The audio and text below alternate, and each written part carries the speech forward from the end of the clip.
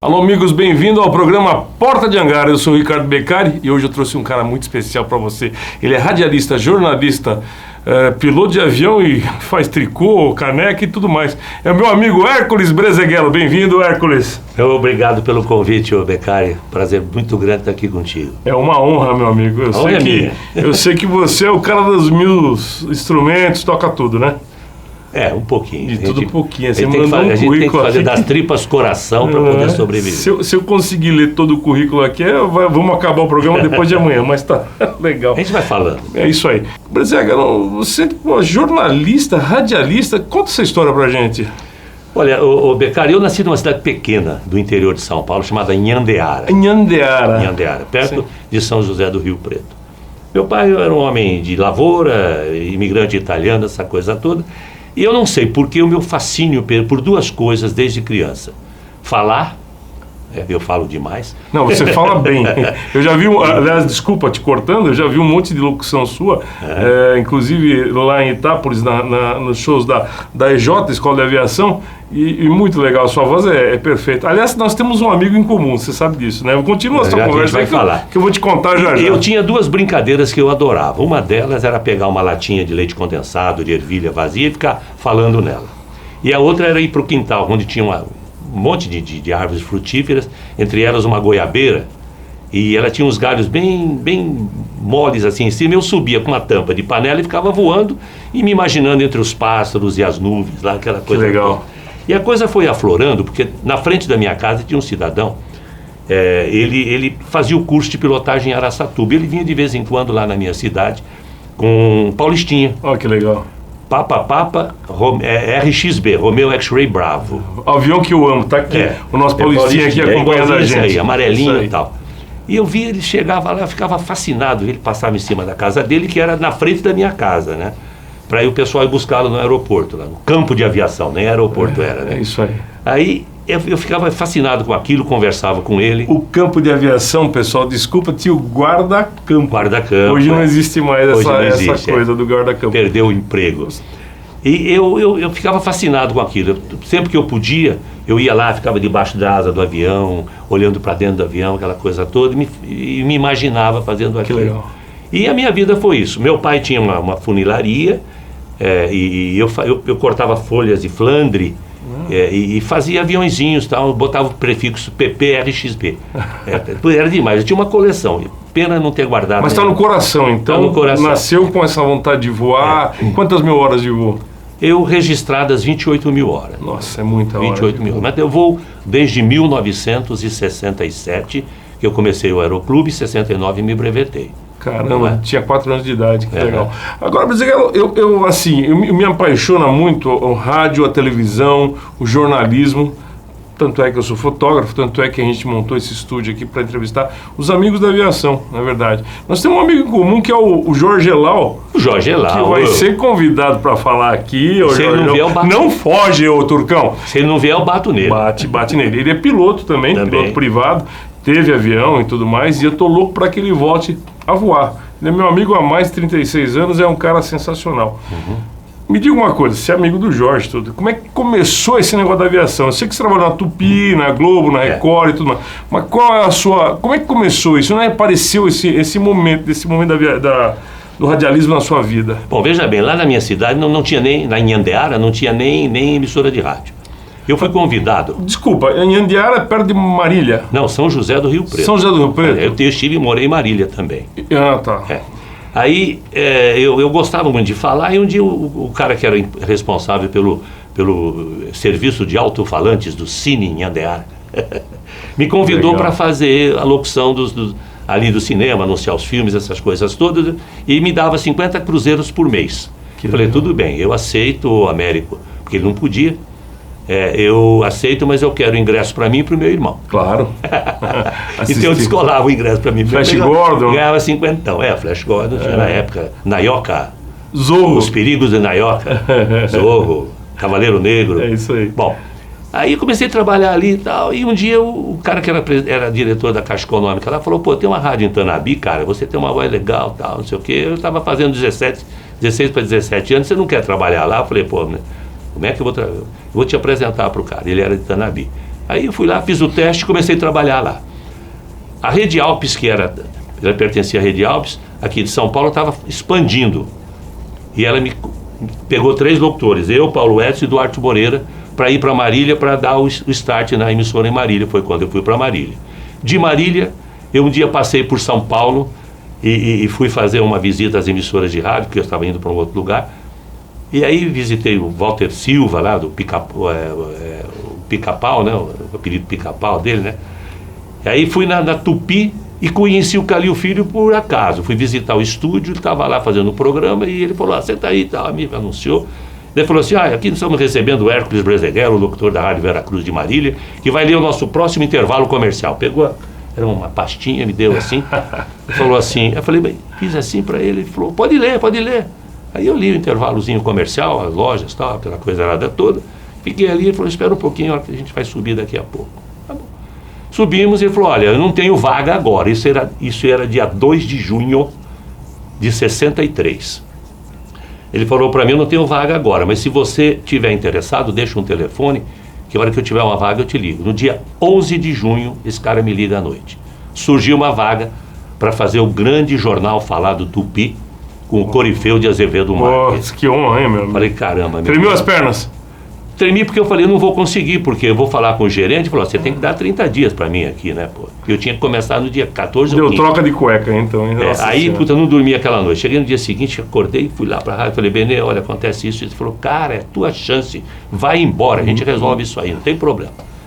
Aí vim para São Paulo, aí me apresentei ao Corifeu, e meu nome, naquela época, o pessoal usava muito mudar o nome, né, Alberto Roberto, né, JC Carlos, aquelas coisas todas. Eu falei, Corifeu, meu nome é Hércules Brezeguel, é um negócio bem estranho para a rádio, né? Falou, acho que eu deveria mudar. Falou, não mude! Ele falava assim. Claro, seu nome é maravilhoso. Olha o meu nome, Corifeu, que é o nome mais estranho para isso. Ele falou, é um nome forte. Tá bom, ele falou, teu nome é forte. Ele usava. O meu, Ricardo Beccari, eu gosto para uma boa ideia sonoro, né? Aí ficou Hércules Brezeguel mesmo. E eu fiz o grande jornal falado Tupi de 63 a 67. Quando a Globo comprou a TV Paulista, não é? O Calil Filho foi convidado para ser diretor de jornalismo e ele me levou para lá para nós produzirmos um programa de televisão que fosse descontraído, porque naquela época tudo negócio muito sério. O cara falava assim, se errasse ele ficava... Todo mundo eterno. Ficava amarelo, roxo, cor-de-rosa. Ao vivo era complicado. Era complicado. Aí o Calil tinha essa ideia e eu também. Gente, nós somos convidados do cidadão ali, nós estamos na sala dele, vamos ser descontraídos. Vendemos essa ideia para o Armando Nogueira, que era o diretor-geral de jornalismo da Globo no Rio. Que era piloto, Armando. Piloto também, ele tinha um avião, um avião, um hidro, acho que era. Aí o Armando falou, faz o programa aí. A gente fez, chamava Revista da Cidade. Era Nilce Cervoni, que era a esposa do Geraldo Vandré na época.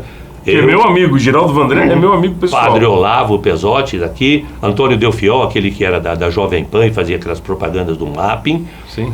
O Marco Antônio, que era locutor da Jovem Pan, enfim, todos nós fazíamos. E o Cleiton Silva, que era comediante, e ele era o Zebrinha aqui em São Paulo, da loteria, aquele que falava, tô de olho no senhor, tal. Nós fazíamos essa... E deu certo, era da meio-dia e meia às 2 horas, deu certo que hoje é o Hoje. Só que a Globo nunca falou isso, né? Também não importa. O jornal Hoje? Nós fizemos o piloto aqui em São Paulo, quando a Globo comprou a TV Paulista da organização Vitor Costa. Muito bom. Aí eu estava ganhando um troco legal, né? Quando eu já trabalhava na rádio, comecei a fazer o curso, que você me perguntou, estou chegando lá. Curso de pilotagem no Aeroclube de São Paulo.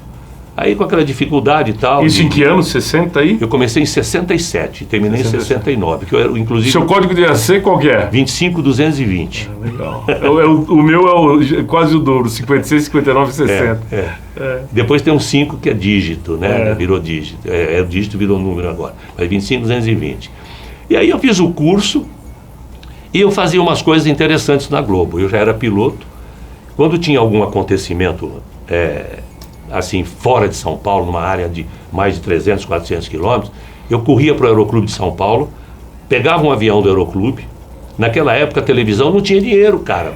O jornalismo era o cocô do cavalo do bandido, sabe? Era difícil, né? Era difícil. Eu pagava o voo, depois a Globo sempre me ressarciu, normalmente, sem problema. Eu fazia aquilo com satisfação. Com que avião? Com um 172. 172, Cessninha. O Cessninha 172.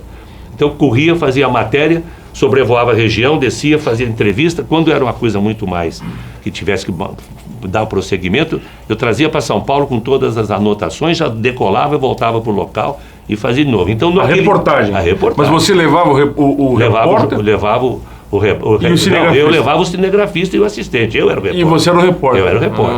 Até numa entrevista que a Gabriela dela fala, quando eu entrei para a Globo, né, eu encontrei lá duas outras pessoas, o João Leite Neto e o Hércules Brezeghello, também piloto de avião e tal. Eu fazia isso tudo. Outro repórter, nosso amigo aqui, é o William Vac, ele também é piloto, tem mais de 2.000 horas de voo, tem um avião.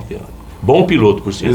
Mas excelente. Excelente. Um dia só fazendo um adendo aqui, o Carlos Zedo, já falei dele no primeiro programa, falou para mim que voa no banco de trás do William Vac sossegadamente. Legal isso, né?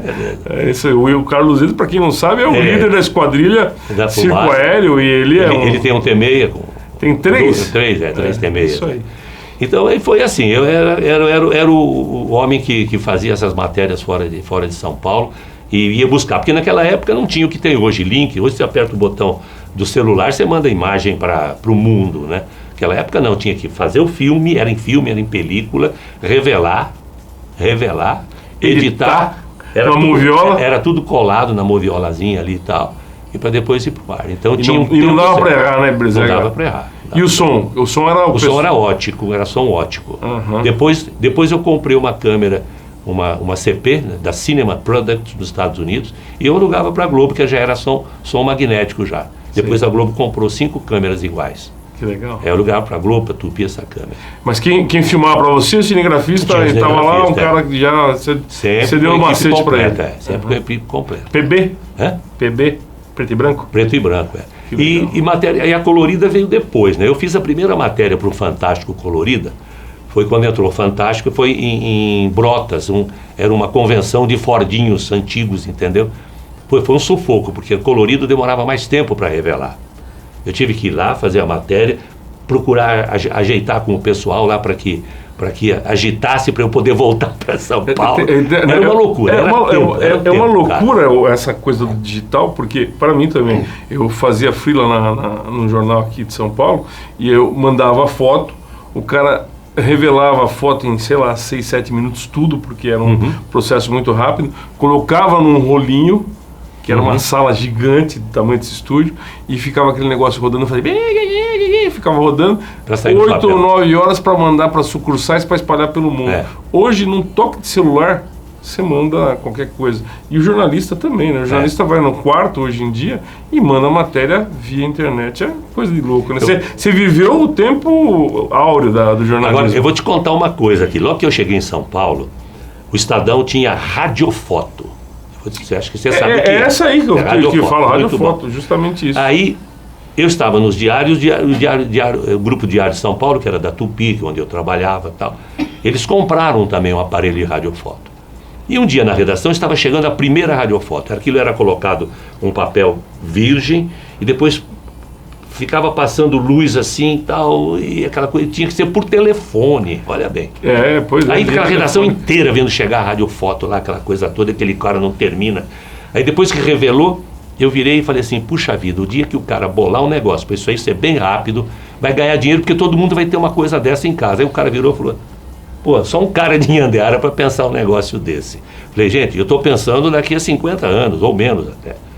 Um belo dia eu encontro o Maurício Lenini, que depois ele foi diretor do grande jornal Falado Tupi, quando o Corifeu faleceu. Encontrei com ele aqui no centro da cidade, uns 20 anos depois, quando estava saindo os faxes coloridos. Nossa. Eu falei, você já tem o neto da radiofoto? Eu falei, o que é isso que você está falando? Falei, pois é, você me tirou um sarro aquela vez, né? Falei, você deve ter na tua casa um computador que dá imagem colorida, que te manda na hora. Se bobear, eu acho que é bisneto, né? É mesmo, né, Brezeghello? Eu brinquei com ele. Falei, é o neto, né, velho? Que e hoje legal. É mais ainda, né? Hoje é mais ainda. Hoje é muito mais.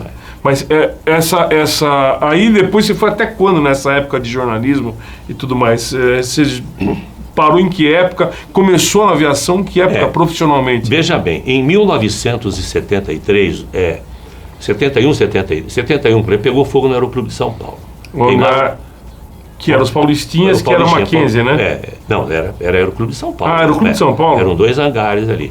Foram 27 aviões queimados. Que judiação. O cara foi buscar o documento, sei lá o que ele esqueceu, acendeu um isqueiro dentro do hangar, os aviões ficavam pilonados, aquele gás emanava daqui, né, mas foi assim, foi terrível. E aí, bate-papo daqui, bate-papo dali, como é que vamos fazer, não vamos fazer, nós ficamos com acho que 8 ou 10 aviões. Eu era diretor do Aeroclube de São Paulo na época, era diretor social. Aí, vamos buscar uns aviões nos Estados Unidos. E corre para lá, e corre para cá, e faz campanha, e vende selo, e vende não que e tal. E o Dudu, o Milton. Eu lembro do Dudu. O Dudu é um cara ousado pra caramba, um cara empreendedor e tal. Falou, vamos comprar avião e tal. Foi lá, falou com o Jeremias, JP Martins, Jeremias de Paula Martins, né, da Piper, e negociaram. Compraram 18 aviões, nós compramos 18 aviões. 12 Cherokee 140 e 6 Arrows 200. E o Aeroclube de Bragança Paulista comprou 2 também. Então eram 14 Cherokee 140 e 6 Arrows 200, que é aquele de trem retrátil já. Muito bom. Fecharam o negócio, um monte de sócio do Aeroclube endossou tal, que deu certo. Fomos para os Estados Unidos e eu fui também para trazer um dos aviões, o Índia Zulu Vitor, eu que trouxe. IZV, voei nele. Papa Tango, Índia Zulu Vitor, que caiu agora ali há uns 2 anos, desceu na ponte ali perto de Atibaia, quebrou a asa e tal. Esse avião foi o primeiro avião que eu trouxe dos Estados Unidos. E eu já era fascinado por aviação. Falei, bom, e ver toda aquela maravilha, né? Falei, é aqui que eu vou ficar. Isso foi em novembro, nós chegamos dos Estados Unidos com os aviões, porque nós tivemos que ficar um período lá, porque entrou o furacão Gilda. Sim. E nós ficamos lá, tivemos que ficar mais de uns 8 a 10 dias, lá não me lembro quanto, porque não podia decolar. Então chegamos aqui em novembro. Falei, é por aqui que eu vou. Em junho, coincidentemente, eu saí da TV Globo para me profissionalizar como piloto. Aí deu... Aí já tinha um outro avião para ir buscar, quando eu voltei já tinha outro, quando eu voltei já tinha outro, e foi aquela maluquice, cara. Aí Mas você já era PC nessa época, PC, comercial? Tinha um PC, inglês fluente para trazer a máquina? Já tinha tudo, Legal. Dá um instantinho para os nossos comerciais, vou voltar para o nosso amigo Hércules Brezeghello, comandante Brezeghello, contar essa história da aviação, de trazer os Cherokee 140 e do Aeroclube de São Paulo e Bragança e tudo mais. Voltamos daqui a pouco, um abraço.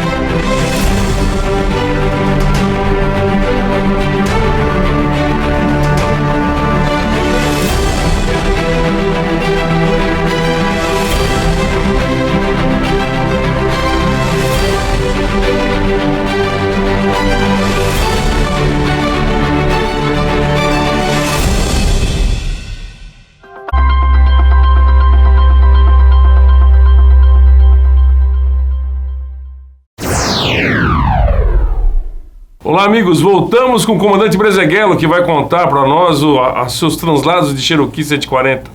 Por favor, comandante. Pois é, Becari. Então, continuando aí, nós estávamos trazendo 14 Cherokee 140 e 6 Arrows 200. Os Arrows são mais velozes. Um adendo, que isso em que ano foi? 1973. Os aviões eram tão bons e são tão bons e continuam voando. Continuam voando. Né? Com a manutenção em dia e tudo. Muito legal isso aí, né, gente? Tem no Aeroclube de São Paulo, desses 12 Cherokee 140 que eram para o Aeroclube 2 para Bragança, eu acho que tem meia dúzia voando ainda. Formou muito comandante que está voando hoje. O Índia Zulu Vitor, quando eu estive lá, ele tinha voado mais de 45 mil horas já. Nossa Senhora, antes muito bom. bom. E aí, nós tínhamos que colocar um tanque suplementar para cumprir a etapa com um pouco mais de tranquilidade e mais segurança. Então, esse tanque com o tanque do avião, quanto tempo você tinha de ordem? Nós tínhamos 7 horas e meia, 8 horas de autonomia. A que velocidade? 100 nós. Nossa, era uma viagem bastante cansativa, 95, né? 100 era. E aí era um tanque suplementar dentro, com uma mangueirinha que jogava, com uma bomba elétrica, jogava combustível numa das asas. E aí a gente ia fazendo essa troca. E os Arrows 200, a gente brinca com isso até hoje. Os Arrows 200 eram mais velozes. Só que nós chegávamos primeiro. E essa gozação era diária e até hoje, nas nossas reuniões, nós lembramos disso. Piloto do Arrows, devagar aí da vida e tal. Éramos em 22, nós estamos fazendo anualmente reuniões, almoço, uma vez por ano. Somos em 11 só hoje. A metade da turma foi embora. Mas, obviamente, que você tinha muito mais combustível para chegar. Sim, né? Sim, a gente não tinha que parar. Eles tinham que fazer um abastecimento no meio do caminho e nós vínhamos direto naquela etapa. Cada etapa a gente fazia na frente. O meu pai, você conheceu bem, João Beccari, 070, comandante, ele trouxe muito avião dos Estados Unidos. O primeiro Navage ele que trouxe para o seu Jeremias e também trazia avião agrícola. Sem rádio, sem nada. Só tinha a bússola, não tinha ADF.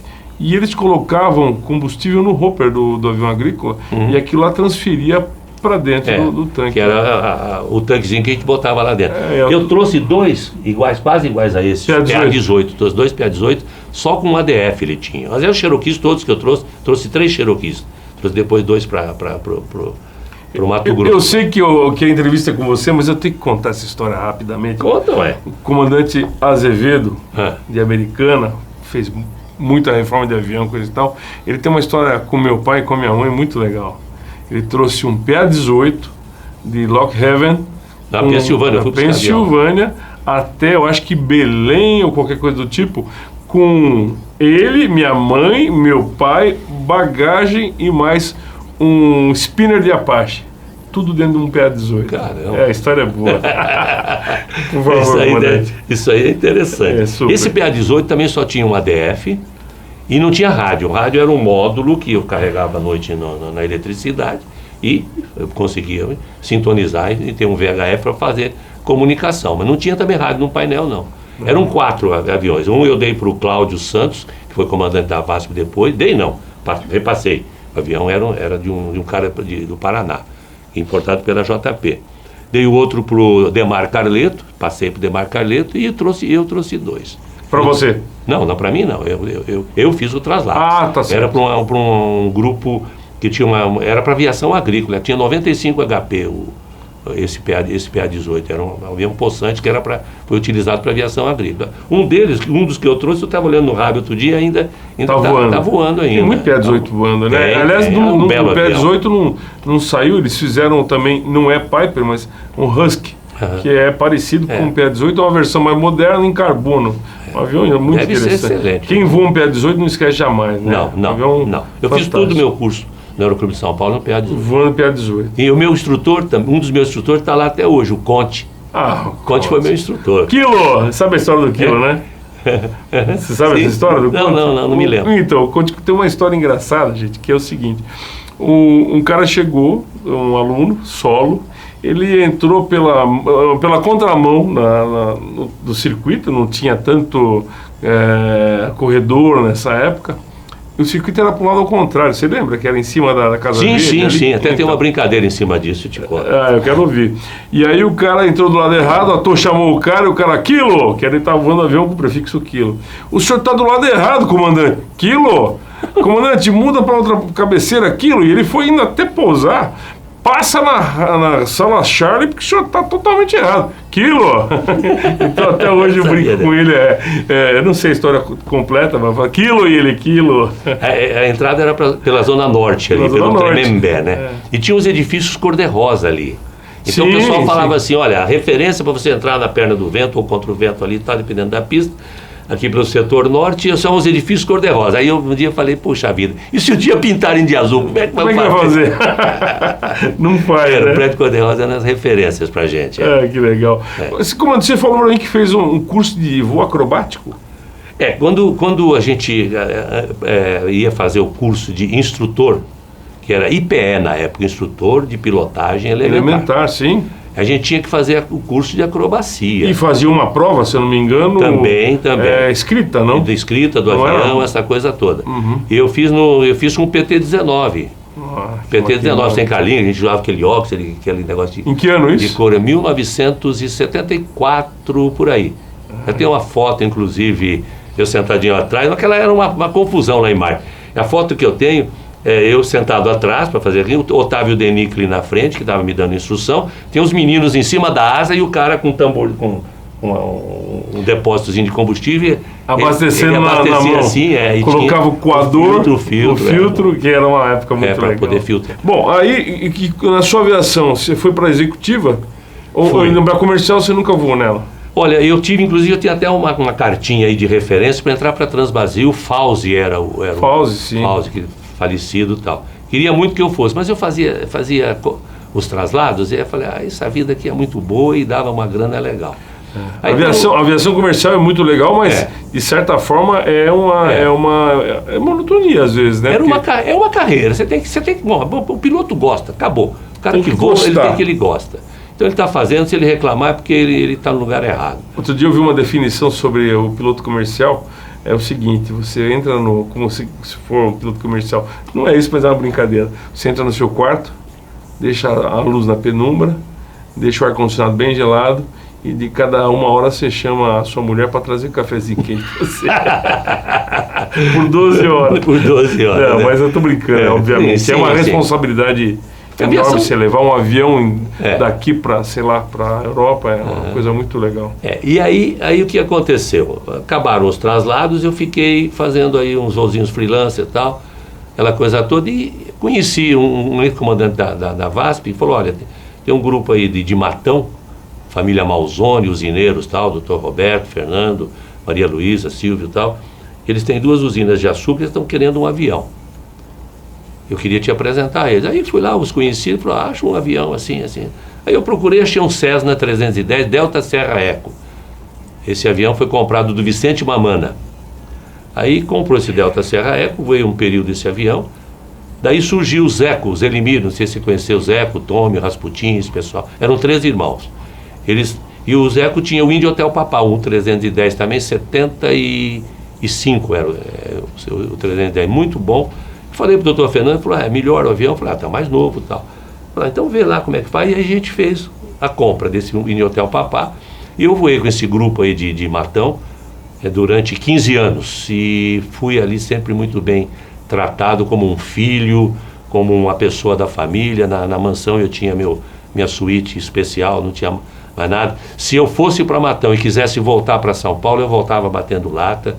Se eu quisesse ficar lá, quando eu chegava, já tinha um carro à minha disposição, piscina, almoço, toda a infraestrutura. E nesse período eu dei muita colher de chá para uma rapaziada que queria voar, fazer hora e tal. Isso é uma coisa importante, as pessoas que conhecem a aviação sabem, mas quem não conhece não tem noção de como é difícil ser piloto hoje em dia. Então, ou naquela época também. Então, o cara que dava uma colher de chá assim era realmente uma bênção. E eu vou te contar o que aconteceu. Eu hoje ainda tenho comandantes na Latam, comandantes, instrutores e checadores na Gol, em todas as companhias. Na Azul eu não achei nenhum comandante que tivesse sido meu aluno ainda, mas em todas as outras eu tenho. Aliás, na Azul tem o Ciro Apuso, que eu peguei PP ainda. Hoje ele é o controlador dos simuladores da Azul. Que legal. Ele é o chefe lá é um dos que coordena esse negócio todo. Me diz uma coisa, e as aventuras assim, passou algum susto na aviação? Susto? Ou como é que foi? Alguma coisa engraçada que você pode contar para o nosso... Na verdade, susto, eu diria que eu tive um, e foi bem terrível esse. Eu estava indo para... Eu estava terminando o filme do Dalvan. Estava aqui na coisa do doutor... Você tem que me lembrar isso, você foi diretor de cinema, eu dirigi 6 longa-metragens. Aí o doutor Fernando me ligou e falou, Brezeguel, eu vou ter uma reunião amanhã na Copersucre, eu preciso que você venha me pegar hoje aqui. Tem condição? Eu falei, tem. Isso era 1h mais ou menos. Aí liguei para o hangar, falei para o Dionísio, que tomava conta, o avião ficava aqui no aeroporto de Congonhas. Falei, Dionísio, bota o avião para fora aí que eu vou fazer um voo, sair mais ou menos umas 3, 4 horas da tarde. O doutor Fernando quer sair, ficar ao máximo lá na fazenda, porque ele quer aproveitar o dia lá. Aí ele falou, abastece, comandante, ele era um nordestino. Ele sempre perguntava. Abastece. Eu tinha feito um voo, ida e volta, 2 horas. Eu tinha 4 horas de autonomia, porque o 310 tinha tipo tanque, eu tinha 6 horas de autonomia. Então dava para eu ir e voltar, porque eram 2 horas e sobrar 2 horas. Falei, não, Dionísio, não precisa abastecer. Não, abastece. Eu fiquei naquela, sabe, abastece. Mas foi muito rápida a mudança. Ele abasteceu, fiquei com 6 horas de autonomia. Fui lá, fiz o planejamento para chegar ao pôr do sol na terminal de Campinas, para solicitar noturno para São Paulo, que é o regulamento. Quando eu estou chegando em Campinas, rapaz, o tempo estava mal, a gente tinha radar, tinha tudo, tinha segurança. Deu um clarão no avião, e ouvi um barulho terrível. No raio. E aí, não, barulho mesmo de fora mesmo. Um raio, cara. Diz que raio não faz nada no avião, mas me queimou o regulador de voltagem simplesmente. Imediatamente chamei Campinas, falei, solicito emergência, pousar em Campinas e tal. Cara, Campinas fechado, vento de não sei quanto, fechado. Campinas é difícil fechar. Naquela noite derrubou árvore, inundou São Paulo, fez uma coisa. Eu desliguei o que eu poderia desligar para conservar a energia, daí a pouco começou o regulador de voltagem. Chegava, passava dos 28 volts e caía. Então eu fiquei com flashes de luz dentro do avião. Fui pegar a lanterna que eu deixava atrás do banco do copiloto, do passageiro que eventualmente viajasse. Já não estava mais ali, porque era pano e a lanterna com a turbulência foi embora. Saiu voando. E eu fiquei voando com o horizonte artificial da bomba de vácuo, que o motor aqui, e voando em círculo. E eu falava assim, pane elétrica, cada vez que surgia, e ele de lá, desça para o nível tal, ele ficava repetindo, e a gente se entendendo. Bom, resumindo, para não ficar, eu voei 4 horas sem saber onde eu estava, em círculo. Sobre Campinas. E seria, se o vento não me levasse. Você estava onde? Bom, 4 horas depois, me abre o camisa 10, você vai fazer a entrevista com o Beccari ainda, daqui a alguns anos, me deu uma colher de chá, abriu... J. Cristo, Deus, estava tudo lá. Abriu uma cidade enorme dentro, e eu me lembro até hoje dessa visão, cara. Era igualzinho um 727 da Transbrasil, que tinha umas luzes embaixo e a linda. cidade... Não, era um pôster, né? Eu lembro. E tinha as luzes embaixo. Falei, pô, é Campinas, pista dupla e tal. Pista tá ali, eu olhei, falei, tinha uma pista, mas não era Campinas. Bom, fui... Estava uma garoinha ainda, mas já me passei por baixo da camada e visual, muito bom. Aí vou baixar o trem de pouso. Ganhei o trem, ele... Fiz 3 circuitos, poderia baixar no manual. Mas com toda aquela coisa do manual ainda, falei, bom, já que está baixando, vai. Aí baixei o trem conseguiu baixar, eu vim para pouso e pousei em São José dos Campos. Nossa Senhora! São José dos Campos. Deu uma andada louca. A hora que eu posei, que eu reduzi toda a potência, que eu fiz com toda aquela segurança, saber se a biquília estava, segurei no motor, aquela coisa toda, que eu reduzi a potência, parou durante 1 minuto mais ou menos aquele... Aí o doutor Fernando falou, parou? Ficou bom? Eu falei, calma que vai cair já. Porque aí tinha pouca potência, o alternador carregava pouco, demorava mais para chegar nos 28 e passar. Bom, fomos lá para a área de desembarque. Fábio já estava atrás, aguardando amanhecer o dia para procurar. O seu Pedro, que era o motorista, já tinha ido embora de Congonhas. O filho apavorado em Matão, outro filho apavorado aqui em São Paulo, aquela coisa toda. E a dona Olga, que era a esposa do doutor Fernando, ela vira assim, nós ficamos voando todo esse tempo e chegamos em Bebedouro, aqui do lado de Matão.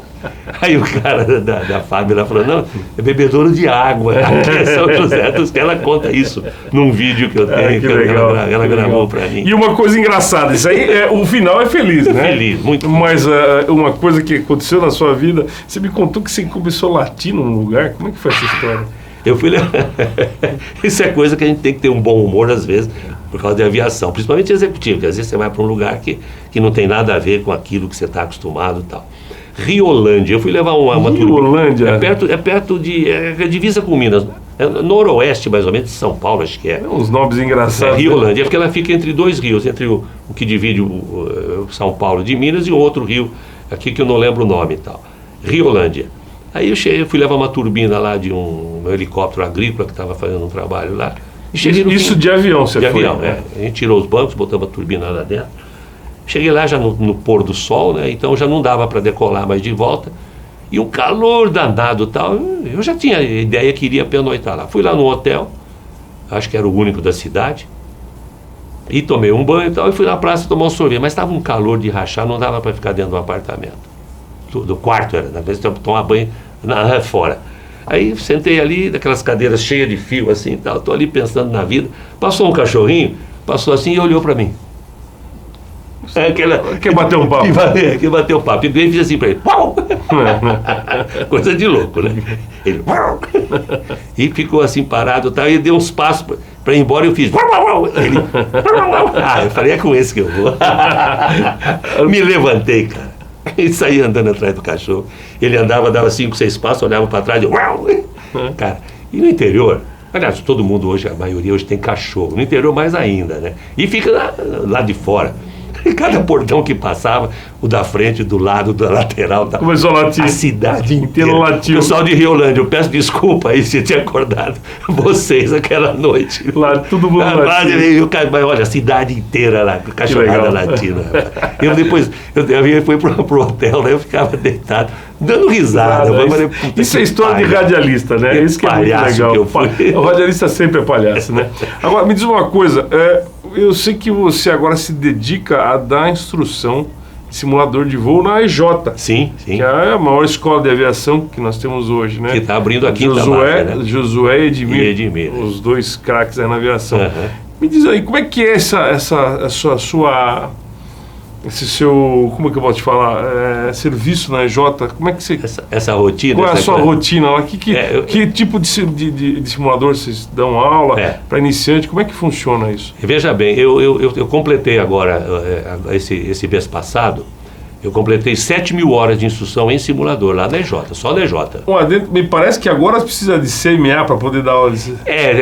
Baixou uma resolução aí que você tem que ter o INVA e o CMA válidos para poder fazer. CMA é complicado, né? Eu não sei por quê. É porque eles exigem que o INVA tenha, e o INVA dá também instrução prática e dá de simulador. Então eles não definiram que o cara que é habilitado a voar instrumento e que está com CMA vencido possa continuar. Então eles agruparam tudo, isso aí Bom. Tá?